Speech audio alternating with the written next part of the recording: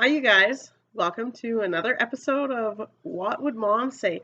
I thought that we could just have a little coffee chat today about fat, being skinny, weight issues.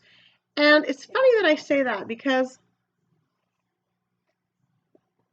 as I'm sitting here, I'm not drinking coffee, I'm drinking celery juice for our talk chat. And why that's funny is that why am I drinking celery juice and not coffee, which I love? I love coffee. I've loved coffee since I was a teenager. Part of the reason why I'm drinking celery juice is because I think that I'm too fat.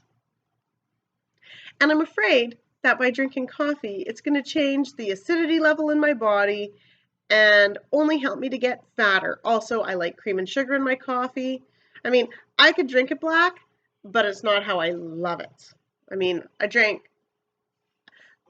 Speaking of coffee, I drank coffee black for almost a year, and during that year I fasted. A lot of fasting. Now, some of you guys might have a hard time going 12 hours without food.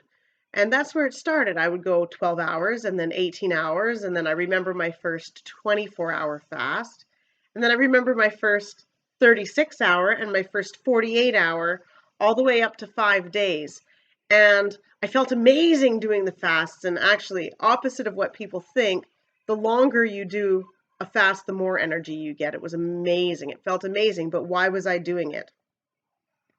Well, I was doing it to get skinny, to get healthy, to get skinny and healthy, to help my body get rid of all the bad cells and replace them with good cells. But I wasn't able to maintain that a long time. And so what I do now is I'm drinking celery juice.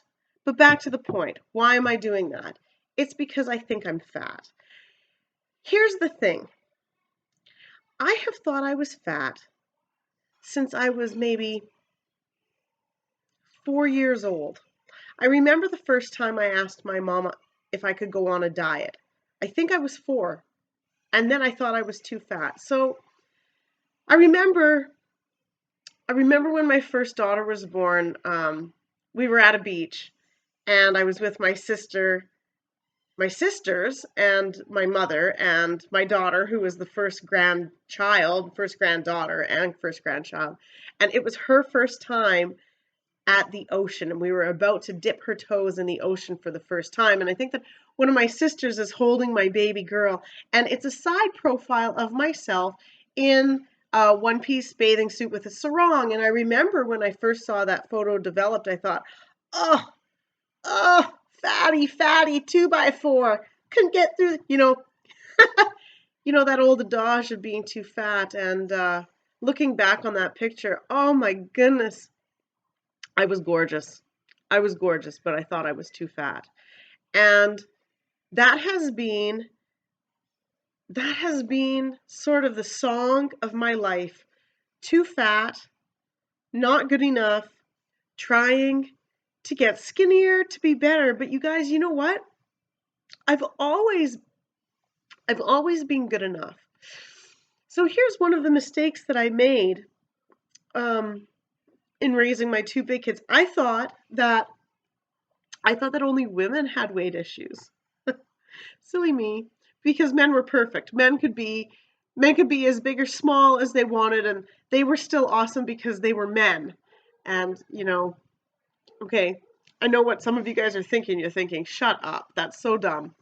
Maybe you're not thinking that, I don't know, but these belief systems are a part of who I am, and I'd like to see them change. And so, well, they're just something, they're just something that I've learned, and they can obviously be recreated. But I said to myself I would never say to my daughter that I'm too fat, but it wouldn't matter if I said it to my son.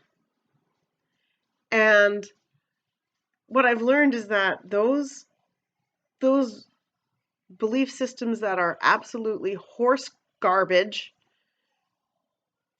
can be passed on to your sons as well, and don't do it. You've got to change yourself, you've got to change your own way of thinking, and you've got to know that you're good enough.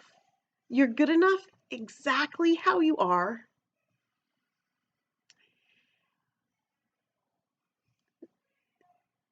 That's basically it. If you keep giving into this, I'm too fat, I'm not good enough, that is what is going to play out in your life.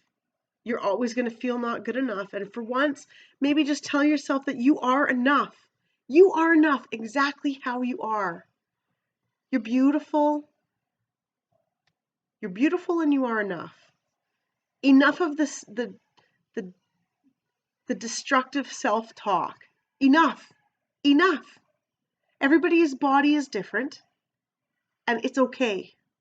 We need everything. You are enough. You are good enough. You are loved. You are brilliant. You are a light. You're beautiful. You're wonderful.